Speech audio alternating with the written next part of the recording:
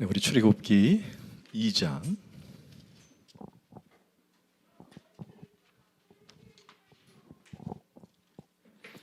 1절에서 10절까지인데 오늘은 다 읽을까요? 다 제가 한 절 여러분이 한 절 이렇게 교독을 하는 게 좋을 것 같아요.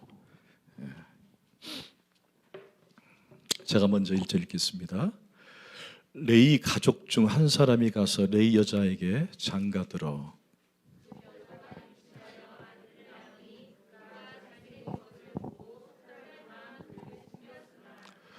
더 숨길 수 없게 되매 그를 위하여 갈대 상자를 만져다가 역청과 나무 진을 칠하고 아기를 거기 담아 나일 강가 갈대 사이에 두고 바로의 딸이 목욕하러 나일 강으로 내려오고 시녀들은 나일 강가를 거닐 때에 그가 갈대 사이에 상자를 보고 시녀를 보내어 가져다가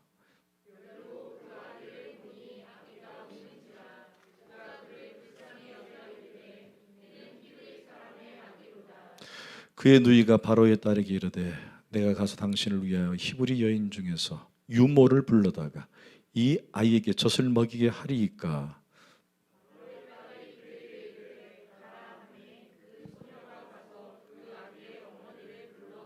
바로의 딸이 그에게 이르되 이 아기를 데려다가 나를 위하여 젖을 먹이라. 내가 그 삭을 주리라. 여인이 아기를 데려다가 젖을 먹이더니 그 아기가 자라매 바로의 딸에게로 데려가니 그가 그의 아들이라 되었느라.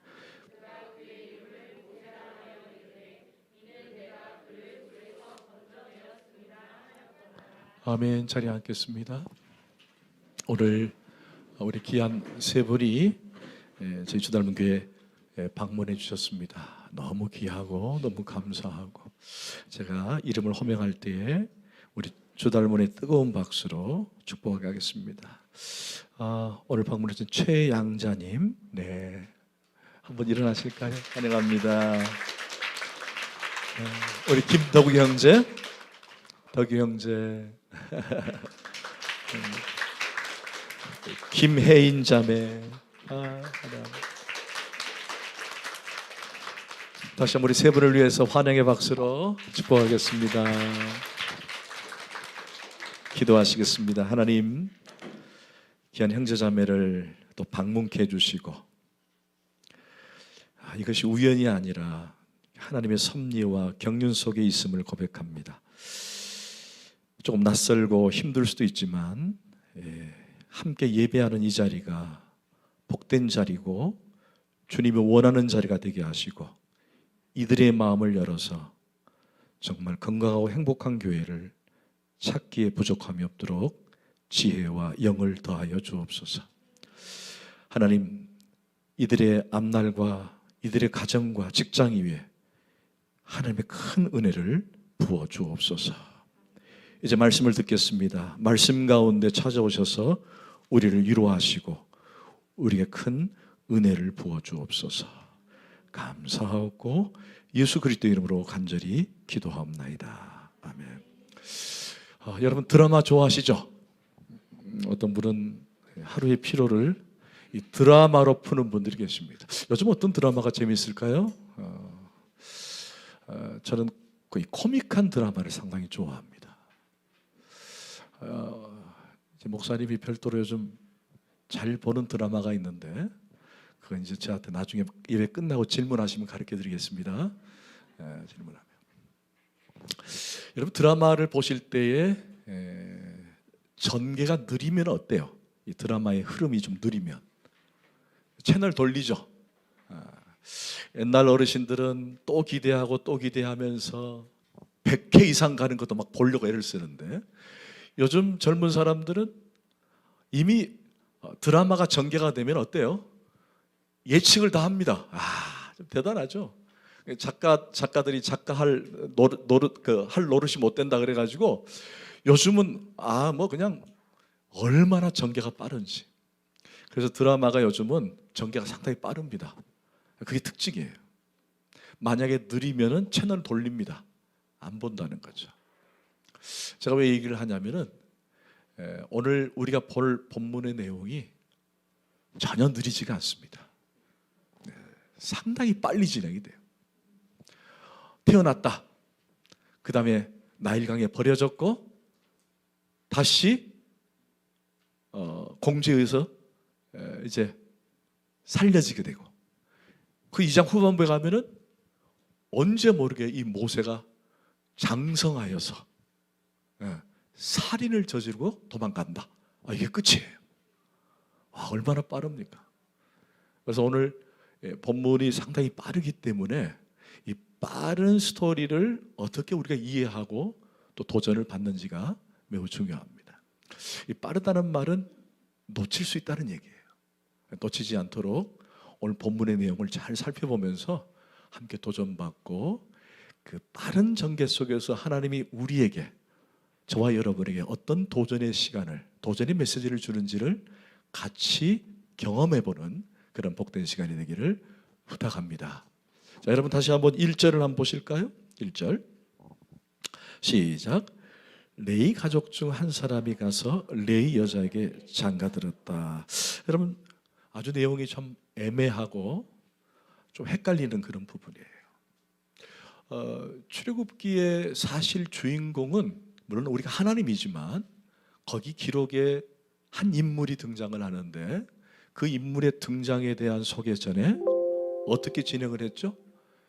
레위 사람이, 레위 남자가 레위 여자와 결혼했다 이렇게 진행을 합니다. 그런데 안타깝게도 이 레위 사람, 이 레위 남자가 누구인지에 대한 내용을 밝혀놓지는 않았다는 거예요. 여러분 먼저 레위가 누굽니까? 레위 아시죠? 다 모른 척하고 얼굴을 다 이렇게 나는 모르는데 이러는데 다 알고 있는 줄 믿습니다. 여러분 야곱의 아들이 몇 명이에요? 12명입니다. 예수님의 제자가 그러니까 우리가 보통 12명이 10이라는 숫자는 완전 숫자예요. 그래서 12명, 12지파. 자, 야곱에게는 아들이 12명이 있었는데 그 12명 중에 세 번째 아들이 레위입니다. 레위. 근데 그 레위를 통해서 자손들이 태어났는데 그 자손들이 태어난 지파를 가리켜서 모두 다 레위 지파다라고 부르는 거예요. 레위 지파다. 근데 이 레위 지파에 한 남자가 있었다. 레위로부터 태어난 어느 남자가 있었는데 시간이 많이 흘렀겠죠? 근데 이 남자가 결혼을 하는데 누구랑 했느냐? 레위 여자랑 결혼했다라는 거예요. 그런데 안타깝게도 그의 이름이 기록되어 있지 않다라는 것입니다. 왜 그랬을까? 사실 그 이유는 딱 한 가지예요. 제가 바로 서론에 말씀드린 것처럼 이 출애굽기에 하나님이 쓰시려고 하는 인물은 누구죠? 모세입니다. 모세보다 이 두 사람은 그렇게 중요하지 않다라는 거예요. 그러니까 이 두 사람의 이름을 굳이 쓸 이유가 없었기 때문에 안 쓴 거예요. 좀 더 구체적으로 표현하자면은 하나님은 출애굽을 통해서 이스라엘 백성들을 뭐 하는 거죠? 구원하는 거예요. 그러니까 하나님이 출애굽기를 쓰시는 목적은 이스라엘 백성들을 구원에 포커스를 맞췄지 이 두 사람의 이름이 그렇게 중요하지 않았다는 것입니다. 그러니까 왜 이름이 나오지 않았을까 이렇게 괜히 또 이렇게 고민할 이유가 없이 두 가지 이유가요. 하나는 모세를 들어 쓰시기 위해서. 왜? 이스라엘 백성들 구원의 목적을 두기 때문에. 그 이유예요. 그래도 궁금하죠? 누군지? 궁금하지 않으세요? 이 두 사람이 바로 모세의 아버지 엄마입니다. 한번 찾아봅시다. 우리 출애굽기 6장 20절 말씀. 자, 시작. 아므람은 그들의 아버지의 누이 요게벳을 아내로 맞이하였고 그는 아론과 모세를 낳았으며 아므람의 나이는 137세였더라. 자, 대략 나오죠? 이 레위 남자의 이름은 아므람. 모세의 아버지예요. 자, 레위 여자는 이름은 요게벳. 누구죠? 모세의 엄마입니다. 모세의 엄마. 모세의 엄마. 그런데 그냥 끼워놓으세요. 자, 이제 조금 성경에 눈이 싹 뜨이신 분들은 오늘 이 본문을 읽으면서 좀 이상한 걸 발견할 수 있을 거예요. 자, 1초 드리겠습니다. 1초. 시작. 뭐가 발견이 됐어요? 아버지 엄마 이름이 나왔다 이거 말고. 그렇죠. 거기 아므람은 그들의 아버지의 누이. 아므람의 아버지의 누이면은 누구예요? 고모예요, 고모. 고모. 그러니까 요게벳은 아므람의 누가 되는 거예요? 고모가 되는 거예요. 고모. 이 고모랑 어떻게 결혼할 수 있느냐? 이게 좀 성경에 조금 비인격적으로 이렇게 드러난 것처럼 보일 수 있습니다. 혹시 훗날 모세가 하나님부터 율법을 받습니다. 율법을 받을 때 그 율법 내용 가운데 하나가 있어요. 그게 뭐냐면은 바로 근친 결혼을 금지시킵니다. 모세는 하나님 율법을 통해서. 그런데 모세의 아버지는 근친 결혼을 한 거예요. 그러니까 모세 이전에는 근친 결혼이 흔했고 근친 결혼을 할 수밖에 없었어요. 왜? 그렇죠. 종족 번식의 원리에 따라. 그때는 막 이렇게 족장 시대였기 때문에 어떻게든 우리 족장 안에 있는 인구들이 늘어나는 것이 그들의 목적이었기 때문에. 그러니까 같은 종족 가운데 결혼이 흔했습니다. 근데 이게 하나님 보시기에 창조 원리에는 별로 바람직하지 않았기 때문에 모세 때 그것을 율법으로 금지를 시키는 거예요. 근데 그것도 가능할 것이 뭐냐면은 사실은 이 아므람의 아내인 요게벳은 아므람보다 나이가 적어도 40 이상의 연상이었을 것이다 라고 추정을 합니다. 그러니까 가능하다는 거죠. 시대가 너무 많이 흘렀기 때문에. 그러니까 이때는 여러분들 40연상 그러니까 조금 이렇게 안 오죠? 안 오죠? 근데 여러분 이때는요, 이 40연상은 지금의 한 6, 7살 연상 정도 생각하시면 돼요. 이때는 많은 사람들의 나이가 수명이 상당히 길었기 때문에 40은 그냥 지나가는 누나 정도였어요. 지나가는 누나 정도. 지금은 그러면 안 되잖아요. 그러니까 그런 이유였다라는 것을 이해하면 될 것 같아요. 자, 그 다음에 보십시다. 그런데 이 요게벳이라고 하는 뜻의 이름이 하나님께서 영광을 받으심이라는 뜻입니다. 하나님께서 영광을 받으셨다. 이 요자라는 말이 사실은 하나님을 뜻하는 거거든요. 하나님을 뜻. 성경에는 3명의 현모가 나옵니다. 그 중에 한 명이 바로 이 요게벳입니다. 또 하나가 한나입니다. 사무엘의 엄마 한나. 그리고 예수님의 어머니인 마리아입니다. 이 3명의 공통점을 말미에 결론에 제가 다시 한번 설명하겠습니다. 그래서 삼현모다 그렇게 소개를 하죠. 자, 2절을 한번 보십시다. 2절 시작. 그 여자가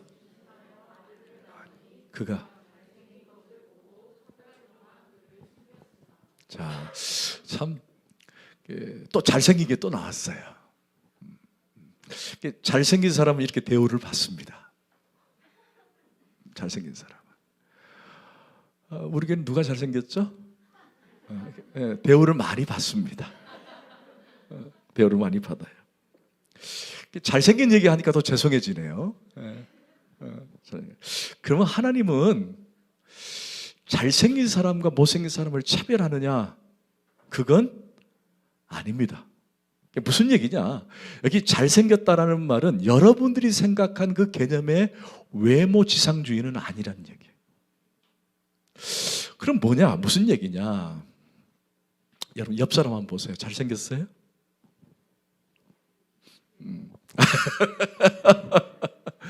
애매하죠. 말을 안 하기도 좀 그렇고 말하기도 그렇고. 저를 보세요. 그럼 여러분들 옆 사람들에게는 조금 잘생겼다는 말이 조금 이렇게 거북스럽다 그래야 되나 좀 힘들지만 한번 여러분 생각해 보세요. 우리 자녀를 두신 분들, 자녀들이 이쁘게 생겼어요? 못생겼어요?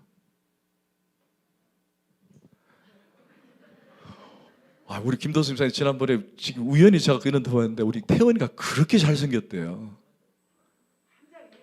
그러니까 환장을 해요. 환장. 이뻐서 맞거든요 그거. 근데 태원이가 좀 잘생겼어요. 엄마 닮아가지고. 엄마 닮아 잘생겼어. 근데 여러분 지 새끼는 아무리 못나게 생겼어도 부모 입장에서 어때요? 잘생겼거든요. 아이고 우리 새끼요.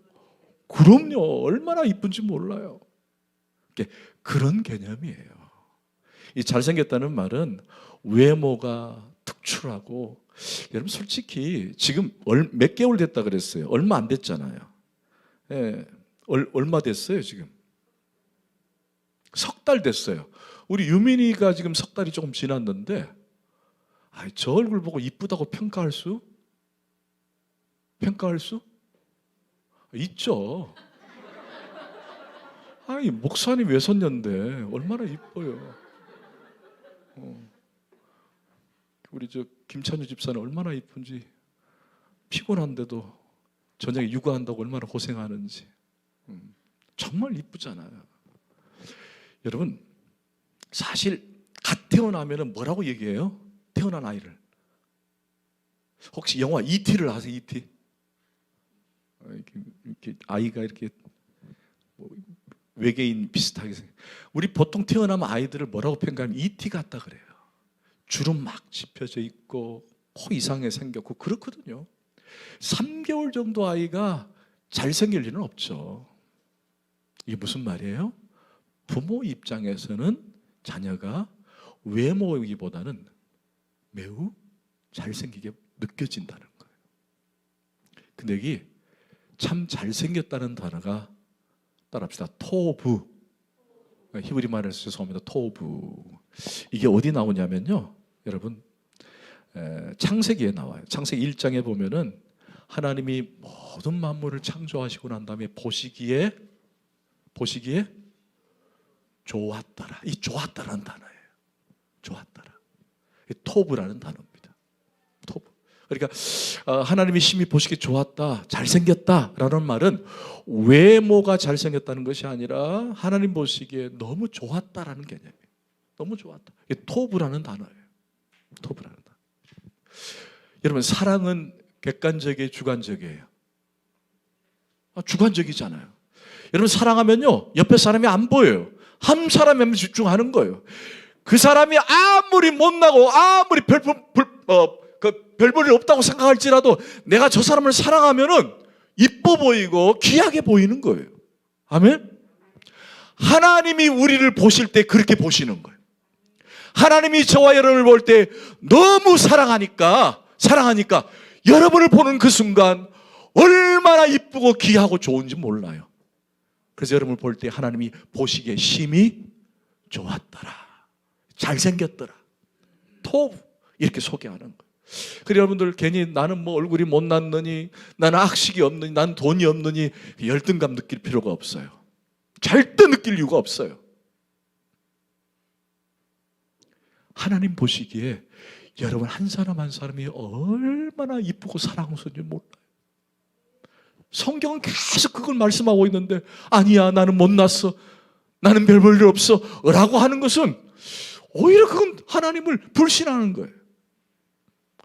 오늘 저와 여러분이 하나님 앞에서 주님이 나를 정말 사랑하시는구나, 나를 보시고 정말 좋았다라고 평가해 주시는구나, 이런 깨달음이 있기를 주 이름으로 축원합니다. 아멘. 자 3절 보십시다. 시작. 더 숨길 수 없게 되매 그를 위하여 갈대 상자를 가져다가 역청과 나머지를 칠하고 아기를 거기 담아 나일 강가에. 자 이제 위기가 찾아왔어요. 그래서 더 숨길 수 없게 됐다. 여러분 아시죠? 왜 숨길 수 없게 됐는지? 애국왕 바로가 히브리 사람들의 숫자가 자꾸 늘어나니까 히브리 사람들이 아이를 낳으면은 남자는 모두 다 죽이거나 나일 강가에 버리라고 명령을 했어요. 나일 강가에. 그래서 요게벳이 그 아이를 버려야 되는 그 숙명 앞에, 그 고통 앞에 갈대 상자를 만들어서 나일 강강에 아이를 띄우게 됩니다. 여러분 갈대상자를 한번 볼까요? 이렇게 생겼습니다. 갈대상자. 이런 바구니에 아이를 담은 거예요. 바구니에. 이 원래 갈대상자 그러니까 여러분들 갈대로 오해를 할 수 있는데 우리가 갈대라고 표현을 했지만은 사실은 그 다음 그림을 보시면은 이런 풀입니다. 풀. 혹시 여러분 파피루스라고 들어보셨어요? 이게 파피루스예요. 이것을 말려가지고 상자를 만들어서 했는데 우리식으로 갈대 상자. 저는 갈대와 억새를 구분을 잘 못했어요. 억새를 저는 갈대라고 생각했거든요. 근데 여러분 갈대는 더 굵고 길잖아요. 그래서 아마 번역상 파피루스 하면 좀 어려우니까 갈대와 비슷하다 그래서 아마 갈대 상자라고 표현을 한 것 같아요. 앞에 상자는 그렇게 생겼고 이게 파피루스입니다. 이것을 엮어서 바구니를 만들었다는 거죠. 자, 그런데 앞에 잠시 한번 사진을 다시 한번 보여주세요. 바구니를 한번 사진 보시면은 이렇게 이제 이렇게 있으면은 이게 사실은 파피루스가 집 같아가지고 여러분 갈대를 상상해도 됩니다. 이게 물에 띄우면은 물이 이 안으로 스며들 수밖에 없는 거예요.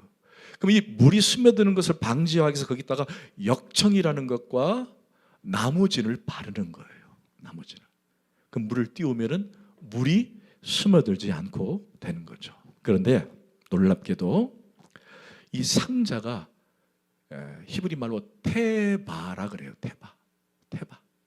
이건 특수 고어입니다. 아주 오래된 단어예요. 테바. 근데 이게 어디서 다시 나왔느냐? 이미 오래전 나온 단어예요. 이 상자, 바구니 이게 바로 여러분이 아는 방주입니다. 방주와 같은 단어예요. 테바. 여러분 기억하세요? 방주는 어떤 역할을 했죠? 생명을 살리는 역할을 했어요. 그러니까 이 바구니도 결국 모세를 살리는 역할을 하는 거예요. 자, 그건 좀 뒤에 설명을 하겠습니다. 자, 그 다음에 이런 바구니에게 뭘 발랐다 그랬죠? 물이 새지 않도록 역청을 발랐습니다. 여러분 창세기 6장 14절을 한번 볼까요? 시작. 그노는 고페르 나무로 너를 위하여 방주를 만들되 그 안에 칸들을 막고 역청을 그 안팎에 칠하라. 이 역청이라는 말이 히브리 말로 해마라 그러는데 놀랍게도 속전, 속갑, 구속이라는 단어와 같은 의미입니다. 같은 단어예요. 자, 여기서 잠깐만 정리를 하고 그 다음으로 넘어가겠습니다. 저를 잠깐 보실까요? 왜? 우리는 보통 출애굽하면은 어디서부터 출애굽기가 시작됐다라고 개념을 갖냐면은 이스라엘 백성들이 열장 이후에 이제 홍해 앞바다로 가기 전까지의 그 과정, 거기서부터 출발점을 우리는 출애굽이라고 얘기를 합니다. 사실적으로. 그런데 사실 엄밀히 따지면은 오늘 본문 2장이 그 출애굽 여정 과정 전체를 하나의 그림 언어로 샘플로 보여준 사건이에요. 제가 전개가 너무 빠르기 때문에 잊어버릴 수 있다라고 서론을 말씀드린 것처럼 오늘 이 본문은 어떻게 보면은 앞으로 우리가 경험해야 될 이 출애굽기 전체 내용을 2장 1절에서 10절까지 이 내용 자체로 함축하고 요약한 것이다라고 이해하면 됩니다. 이걸 다시 바꿔서 말한다면 왜 굳이 모세의 출생을 여기에 담아놨을까? 이건 단순하게 연대기적 그의 출생의 비밀을 우리가 듣기 위한 것인가? 그것이 아니란 얘기예요. 오늘 2장 1절에서 10절까지의 내용은 단순하게 모세의 출생을 우리에게 들려주는 스토리 이야기로 들려주는 것이 아니라 거기는 매우 중요한 신학적 의미를 담고 있다는 것을 우리는 놓쳐서는 안 된다는 것입니다. 그게 뭘까? 사실 여러분들 1장에서 쭉 살펴봤지만은 하나님께서 430년 동안 수다하게 많은 인원을 번성하고 또 번식하게 하셨습니다.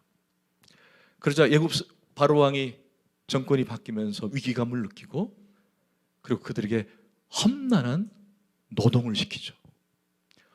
어떻게든 굴복시키기 위한 것이었습니다. 그런데 그들은 오히려 그 고난이 주어질 때에 하나님을 열심히 믿고 하나님을 의지했기 때문에 능히 이겨서는 거예요. 그래서 바로의 첫 번째 계획은 실패로 돌아가고, 두 번째 계획이 뭡니까? 태어난 아이를 다, 남자아이를 죽이는 것이었습니다. 그런데 지혜롭게도 히브리 산파들이 어떻게 했죠? 남자들이 태어나면 죽이지 않고 살려두는 거예요. 얼마나 지혜롭습니까? 그것이 바로 하나님을 경외했기 때문에, 하나님을 두려워했기 때문에 그랬다라고 성경은 그렇게 밝히고 있다는 거예요. 그리고 모세는 훗날 공주의 아들이 입양이 됩니다. 사실 모세가 태어나서 그는 나일강 강에 버려집니다. 그리고는 버려진 그 순간 그는 이미 죽은 자와 마찬가지예요. 여러분, 이 스토리가 마치 모압과 비슷합니까? 노예요. 그들 앞에는 죽음이 놓여 있는데, 그리고 그들은 이미 버려진 상태인데, 그러나 한 바구니 광주에 생명이 연장이 되어 물 흐름 속에 빠져들어가던 어느 날 공주로부터 건짐을 받아 그가 한 나라의 왕자가 되는, 뭐와 비슷해요? 신학적으로 이해한다면 그렇죠. 바로 히브리 노예들의 앞으로의 여정과 매우 흡사하다는 겁니다. 이걸 다시 바꿔서 말한다면 우리 인생과 거의 비슷하게 전개가 되는 거예요. 그러니까 모세 출생의 이야기는 지금 앞으로 이어질 히브리 민족들의 대단원의 끝까지의 모든 것들을 함축해서 요약해 놓은 샘플 그림 언어다라고 이해하시면 돼요. 샘플 그림 언어. 앞으로 이렇게 전개가 될 것이다. 누구를 비춰가지고 모세의 출생의 이 얘기를 통해서 앞으로 히브리 민족들이 이런 과정을 겪을 것이다 라고 2장 1절에서 10절까지를 아주 단순하게 함축해 놓은 거예요. 이걸 다시 말한다면 우리의 구원의 과정과 아주 흡사하게 소개하고 있는 거죠. 그러니까 우리는 오늘 본문을 읽으면서 그냥 모세의 출생의 비밀을 연대기적으로 이해하는 것이 아니라 거기에 담겨있는 신학적 의미로 이해하는 것이 훨씬 더 본문을 이해하는 데 용이할 것이라는 겁니다. 자, 여러분, 결국 갈대 상자는 예수 그리스도의 품을 얘기하는 것이고, 그리고 역청은 불가항력적인 하나님의 은혜를 설명해 주고 있다라고 이해하시면은 앞으로 여러분들이 출애굽기를 이해할 때 큰 도움이 될 것 같아요. 자, 계속해서 4절부터 5절까지 읽어보십시다. 시작. 그의 누이가 어떻게 되는지를 알려고 바로의 딸이 목욕하러 나일강으로 내려오고 나일강가를 거닐 때에 그가 갈대 사이에 상자를 보고 시내를 가져다가, 성경에서 이 누이를 누구로 말하냐면 미리암이라고 얘기합니다. 미리암. 사실은 모세는 삼형제예요. 제일 위가 누나입니다. 미리암. 너무 빨리 알아서 문제죠. 미리암. 미리암. 두 번째는 형인데 아론입니다. 아론. 그리고 막내가 모세입니다. 막내가 모세. 자, 그런데 이 갈대 상자를 목격한 여인이 바로 바로의 딸 공주입니다. 공주가 제일 먼저 봤어요. 공주가 봤습니다. 그리고 그 다음에 보고 난 다음에 시녀들을 시켜서 나일강강에 떠나는 바구니를 가져오게 합니다. 사실은 이때 당시는 나일강강에 떠내려가는 유아들을 살릴 이유가 없습니다. 왜? 이미 왕으로부터 명령을 받았기 때문에. 저 나일강강에 버려지는 모든 생명들은 다 히브리 사람들이기 때문에 굳이 우리 같은 애굽 사람들이 건져낼 필요가 없다라고 얘기한 거죠. 이게 거기 특별히 일반 사람들이 아니라 공주가 어떻게 왕인 아버지의 명령을 어기겠습니까? 이때 바로는 신의 아들이거든요. 신의 아들인데 어떻게 명령을 어길 수 있겠습니까? 그런데 바로의 딸, 이 공주는 그 아버지의 명령을 어기면서까지 그 한 바구니에 담겨 있는 모세를 끌어들입니다. 성경은 이때에 바로의 딸의 마음을 이렇게 묘사합니다. 여러분 한번 6절을 한번 볼까요? 시작. 열고 그 아기를 보니 우는지라 그가 그를 불쌍히 여기되 이는 히브리 사람. 자, 히브리 사람이 아기라는 걸 알고 있어요. 근데 그 마음에 뭐가 있었죠? 불쌍히 여기는 마음. 불쌍히 여기는 마음. 이 불쌍이라는 단어가 나중에는 긍휼이라는 단어로 이렇게 이해가 됩니다. 자, 좀 더 우리 결론으로 내려가겠까요? 자, 7절 9절 봅시다. 시작. 그의 누이가 바로의 딸에게 이르되 내가 가서 당신을 위하여 히브리 여인 중에서 유모를 불러다가 이 아기에게 젖을 먹이게 하리이까. 바로의 딸이 그에게 이르되 가라 하매 그 소녀가 가서 그 아기의 어머니를 불러오니 바로의 딸이 그에게 이르되 이 아기를 데려다가 나를 위하여 젖을 먹이라. 내가 그 삭슬을 주리라. 여인이 아기를 데려다가 젖을 먹이더라. 자, 이 얘기는 간단합니다. 멀리서 동생의 모습을 보고 있던 미리암이 떠내려가는 걸 유심히 봤던 것 같아요. 어떻게 잘 떠내려가는가. 그런데 그게 누구의 손에 이끌리죠? 바로의 딸의 손에 이끌리는 거예요. 만약에 미리암 눈에 일반인에 의해서 건짐을 받았다면은, 아니면 일반인에 의해서 손이 됐다면은 아마 미리암이 어떤 제스처를 썼을 거예요. 아니면 그냥 뒀던지. 그런데 목욕하러 나와 있는 바로의 딸 공주가 이걸 발견했다. 또 나름의 찬스가 아니었겠습니까? 여러분 그걸 한번 그림으로 한번 영화로 만들었다고 생각해 보세요. 대단한 이렇게 좀 이렇게 반전이 아니겠습니까? 반전이죠. 이때를 놓치지 않고 미리암이 가가지고 혹시 유모 안 필요하십니까? 그러는 거예요. 이때를. 근데 여러분 이게 우연이 아닙니다. 왜일까요? 여러분 여자들은요, 아이가 심하게 울면은 본능적으로 어떻게 한 태도를 하느냐. 우리 지금 우리 샘플이 우리 유민이지만 여러분 아이가 막 울잖아요. 그러면 본능적으로 세 가지 있습니다. 하나는 배가 고프든지, 하나는 잠이 오든지, 하나는 응가를 많이 했든지. 이 세 가지. 어디가 아픈 거야 뒷전이지만. 그런데 바로의 딸 공주도 본능적으로 그걸 알 수 있다는 거예요. 여자들은 다 알거든요. 그런데 이 여자가 젖을 먹일 수 있는 환경이 아니에요. 여러분 보통 젖을 먹일 수 있는 사람들은 어떤 사람들이에요? 아기를 낳아보지 못한 사람은 젖을 먹일 수가 없습니다. 그죠? 그 다음에 아기를 낳았는데 시간이 많이 흐른 사람들은 아기를 젖을 먹일 수가 없어요. 그럼 누가 먹입니까? 그렇죠. 아기를 막 낳은 사람이 젖을 먹일 수 있는 거예요. 그러니까 미리암은 그걸 빨리 캐치해서 당신은 아기를 낳아보지도 않았으니까, 그죠? 이 아이가 얼마나 울었던지, 떠내려왔으니까 얼마나 울 것 같아요. 응? 여러분 아이들 울면 얼마나 그게 심각한지 몰라요. 막 발을 둥둥 구릅니다. 도대체 왜 울까? 배가 고프면요, 이 배가 고플 때 우는 것하고 잠이 올 때 우는 건 다릅니다. 이제 저도 옛날에 다 잊어버렸는데 유민을 보면서 제가 이렇게 생각이 나더라고요. 이런 배가 고프면요 정말 심각하게 울어요. 크게 웁니다. 근데 그걸 직접 공주가 목격을 하고 있으니까 얼마나, 자기도 먹일 수가 없으니까, 자기 먹일 수 없잖아요. 먹일 수 없는 찰나에 미리암이 들어온 거예요. 혹시 유모 안 필요하십니까? 이 대단한 지혜자 아닙니까? 그러니까 바로 딸이 그래? 누구 없어? 그러니까 이때 딱 캐치를 하잖아요.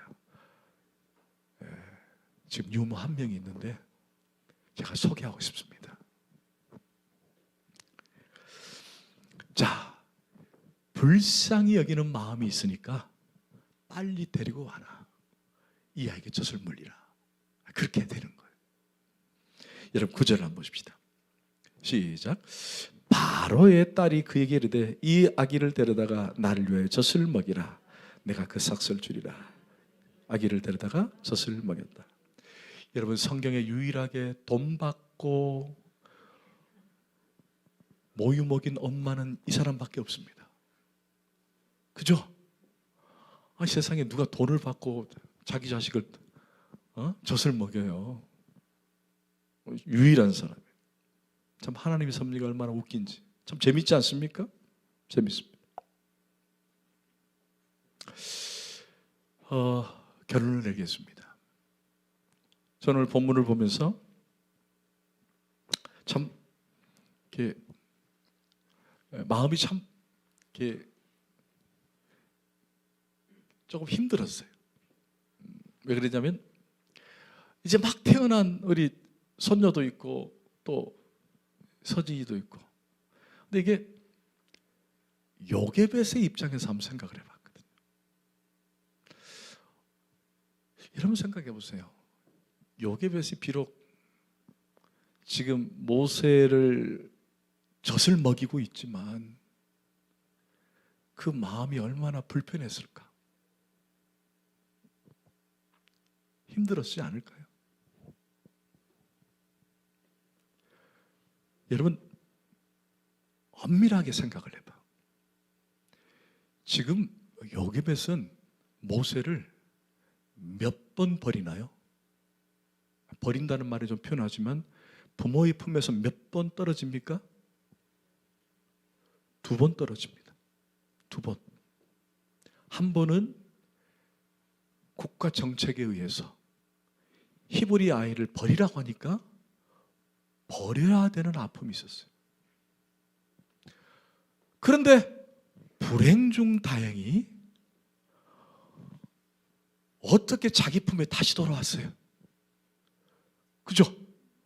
젖을 먹이기 위해서 다시 돌아온 거예요. 여러분, 다시 돌아왔는데 얼마나 이뻤겠습니까? 죽었던 아이가 다시 살아왔으니까 얼마나 기쁘겠어요? 그죠? 막 열심히 먹였어요. 너무 행복했어요. 그런데 어느 순간 궁궐로부터 전갈이 온 겁니다. 다 먹였니? 다시 궁궐로 보내. 여러분, 요게벳은 다시 사랑하는 아들 모세를 궁궐로 떠나 보내야 되는 아픔을 경험하게 되는 거예요. 우리는 그래서 2가지만 결론을 가지고 오늘 본문을 도전을 받았으면 좋겠습니다. 하나는 너무 어렵지 않게 생각했으면 좋겠어요. 하나는 결국 모세라는 인물의 포커스를 맞춰보면 이 모세는 원래 애굽 사람이 봤을 때는 이방 사람입니다. 그죠? 여러분 10절을 한번 볼까요? 시작. 그 아기가 자라매 바로의 딸에게로 데려가니 그가 그의 아들이 되니라. 그가 그의 이름을 모세라 이르되 이는 내가 모세라는 뜻이 물에서 건져냈다는 뜻이에요. 그래서 모세입니다. 그런데 여러분 잘 보세요. 이 이름을 요게벳이 지어줬나요? 아니면 공주가 지어줬나요? 잘 보세요. 네. 엄마가 지어준 게 아니에요. 공주가 지어준 거예요. 그럼 이 모세라는 단어가 뉘앙스가 당시 히브리식 뉘앙스가 아니라 애굽식 뉘앙스란 얘기예요. 그러니까 이게 일종의 무슨 얘기예요? 입양된 거예요. 입양. 여러분, 하나님께서 저와 여러분을 이렇게 입양시키셨다는 얘기예요. 어떤 마음으로? 불쌍히 여기는 마음으로. 이 전개 스토리가 진행이 되시죠? 모세의 출생은 다만 그냥 그가 태어나서 어떻게 일을 했다라고 하는 것이 아니라 모세의 출생을 통해서 그와 똑같은 히브리 민족들이, 아니 우리가 노예처럼 죄악 가운데 살았던 우리를 하나님은 어떻게 물에서 건지셔서, 여러분 한번 생각해 보세요. 이 바구니에 역청을 바르지 않으면은 그 바구니는 깔아앉게 되어 있습니다. 그러면 비록 그 안에 생명이 있을지라도 그 바구니에 역청을 바르지 않으면은 어떻게 돼요? 그 생명은 죽게 되는 거예요. 물이 들어와서. 그러나 그 역청을 통해서 그는 살림을 받았다는 얘기예요. 그리고 훗날 그가 다시 들어감으로 입양된 거예요. 입양. 성경은 저와 여러분을 똑같이 얘기하고 있어요. 전에는 우리가 죄의 자녀였는데 이제는 우리가 뭐가 됐어요? 하나님의 자녀가 되었다는 얘기예요. 할렐루야. 그 스토리를 오늘 2장 1절 10절에서 말하고 싶은 거예요.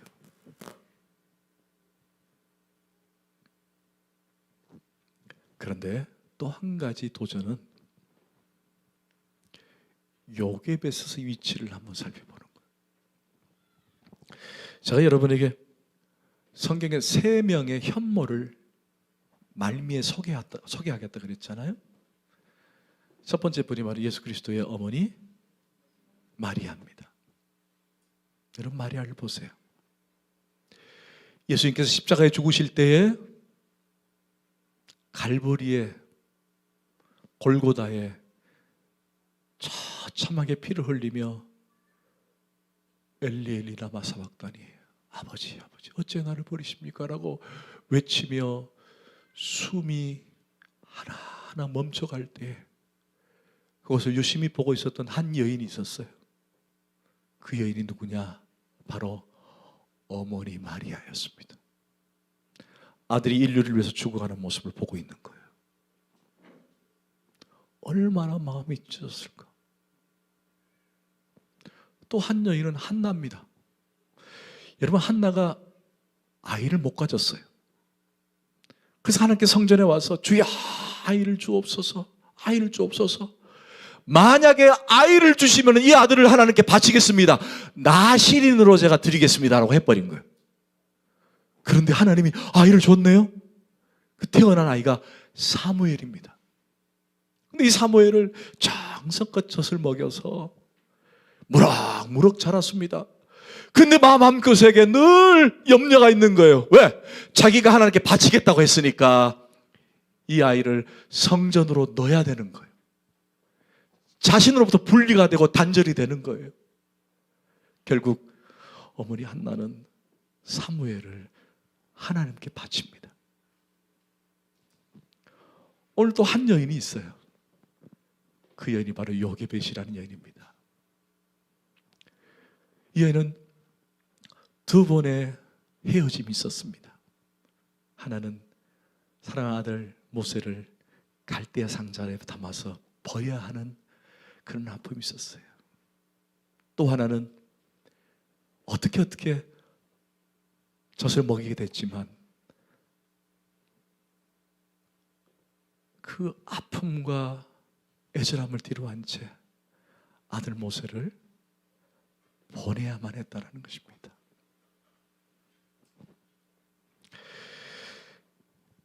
근데 여러분 이 여인의 3명의 여인의 공통점이 뭔지 아십니까? 이 3명의 여인의 공통점은 바로 하나님께 맡김이었습니다. 할렐루야. 하나님께 맡김. 우리가 자녀들을 키울 때 얼마나 내 품에서 계산하고 내 품에서 어떻게 할까 계획하고 잘못 때문에 힘들어서 괴로워하고 얼마나 많이 아팠어요. 그런데 오늘 본문을 보니까 2번의 아픔을 겪으면서까지 그는 보내야 했던 이 요게벳의 마음 속에는 뭐가 있었느냐? 하나님이 너를 인도하시고 하나님이 너를 지키시고 하나님이 주인 되어질 때에 너를 하나님이 맡기시고 하나님이 너를 인도하실 거라는 확신이 있었다는 얘기예요. 사랑하는 성도 여러분, 자녀를 기르고 있는 성도 여러분, 저는 오늘 이 시간에 도전합니다. 자녀들을 하나님께 맡기시기를 축원합니다. 하나님께 맡기세요. 여러분 아이들 학교 보내놓고 근심하면 뭐예요? 우리의 한계가 아닙니까? 아이들 늘 옆에 따라다닐 수도 없잖아요. 그죠? 아니 평생을 따라다닐 거예요?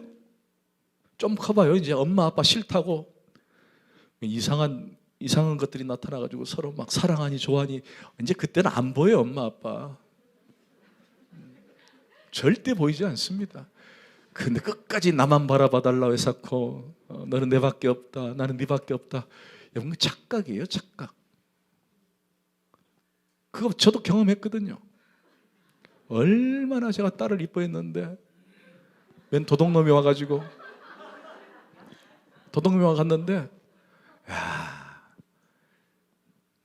웃자고 한 얘기지만 여러분 생각해 보세요. 내가 책임 못 져요. 그죠? 내가 책임질 수 없습니다. 우린 시공간의 한계 때문에 안 돼요. 그럼 가장 좋은 방법이 뭘까? 이 아이를 하나님께 맡기는 거예요. 하나님께 던지는 거예요. 하나님, 내가 주님께 맡겨오니 이 아이를 책임져 주시고 인도하여 주옵소서. 그럴 때 하나님이 우리 자녀를 이끄시는 거예요. 내가 붙들고 있으면 하나님이 개입해올 공간이 없으니까 그럼 네 알아서 해라 하시는 거예요. 여러분, 하나님께 맡기는 저희들 되게 원합니다. 꼭 아이들뿐만 아니라 내가 가장 소중하게 생각하는 것들, 그것도 하나님께 맡기는 거예요. 맡길 수 있어야 되는 거예요. 맡기세요. 맡기면 하나님이 위로해 주시고 은혜를 주십니다. 할렐루야. 기도하십시다.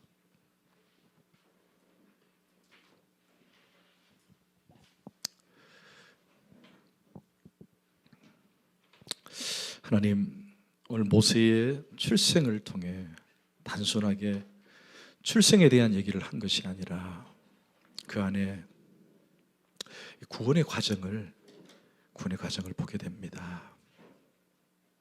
나 같은 사람을 불쌍히 여기셔서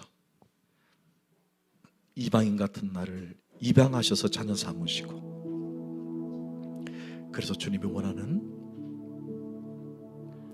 그런 자녀로 만들어 주시니 감사합니다.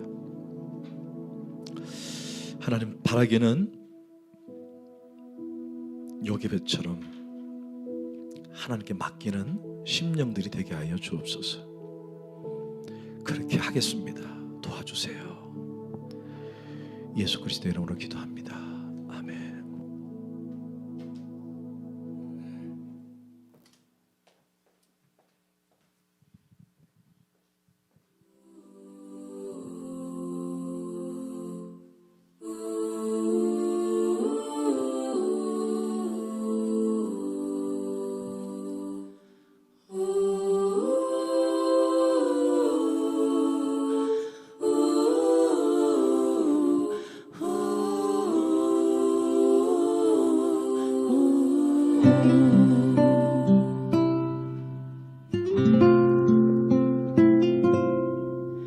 작은 갈대 상자 물이 새지 않도록 역청과 나무 진을 칠하네.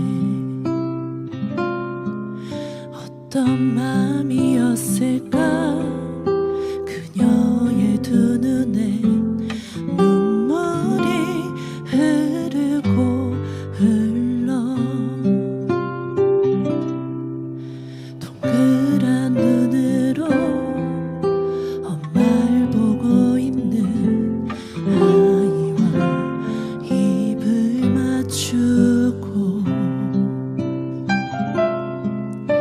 상자를 덮고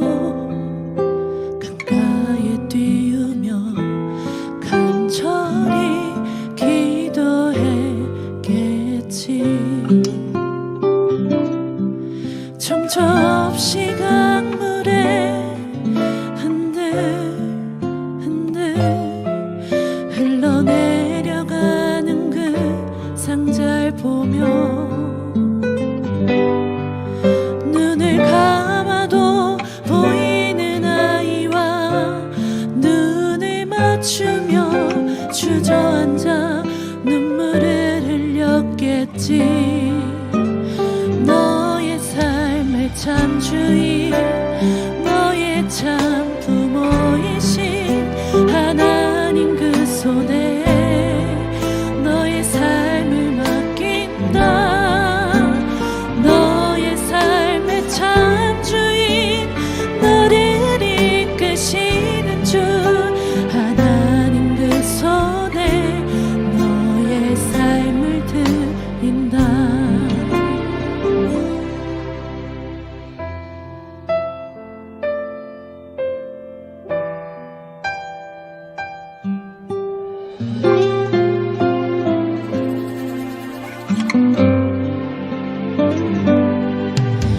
어떤 마음이었을까 그녀의 두 눈에 눈물이 흐르고 흘러